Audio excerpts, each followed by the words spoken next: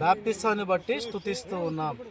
మీరే సంరక్షకులు, మీరే కాపాడండి. ప్రతిరోజు ప్రార్థన జీవితమును వాక్యము చదివి గ్రహించి ఆయా వాక్యము చేత దిద్దుకున్నబడి సరిచేయబడి పరిశుద్ధురాలుగా ఈ భూలోకములో బ్రతికి ఇక్కడ కనుమూస్తేనే నాయన ఈ రాజ్యములో పరిశుద్ధుల జాబితాలో చేర్చబడినట్లు యేసు ప్రభు నామంలో ప్రార్థిస్తున్నాం తండ్రి. ఆమేన్.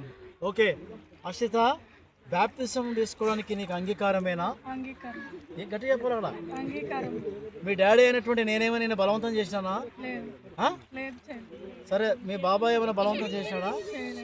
ఓకే, ప్రభువునందు ప్రియులారా, మరి అశ్రిత ఇచ్చినటువంటి సాక్ష్యాన్ని బట్టి తాను నీటి బాప్తిజం తీసుకోవడానికి, లోకములో ప్రత్యేకంగా ఉండడానికి, అలాగే దేవుని రాజ్యంలో చేర్చడానికి యేసు ప్రభుని సొంత రక్షకుని అంగీకరించింది.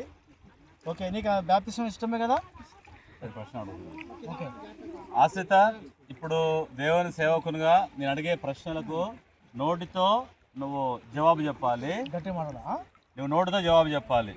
ఆశ్రిత, నీవు పాపివి అని ఒప్పుకుంటున్నావా? నీ పాపములకు క్రయధనముగా యేసుక్రీస్తు ప్రభువు శిలువ మ్రాను మీద వేలాడి ఆయన నీ కొరకు రక్తము చిందించి సమాధి చేయబడి 3వ దినాన తిరిగి లేచాడు అని నమ్ముతున్నావా? ఆయన మరలా నిన్ను తన రాజ్యానికి తీసుకొని పోవడానికి తిరిగి వస్తాడని నమ్ముతున్నావా? ఇది మొదలుకొని దేవుని కొరకు ఒక నమ్మకమైన సాక్షిగా బ్రతుకుతావా? ప్రతి ఆదివారము దేవుని మందిరానికి వచ్చి ప్రభు బలలో పాల్పంపులు పొందుతూ వాక్య క్రమానికి, ఉపదేశ క్రమానికి, సంఘ క్రమానికి నువ్వు లోబడి ఉంటావా? దేవునికి మహిమ కలుగును గాక. ఆమేన్. మోడల్గా చెప్పడం చూపించాలి. ఓకే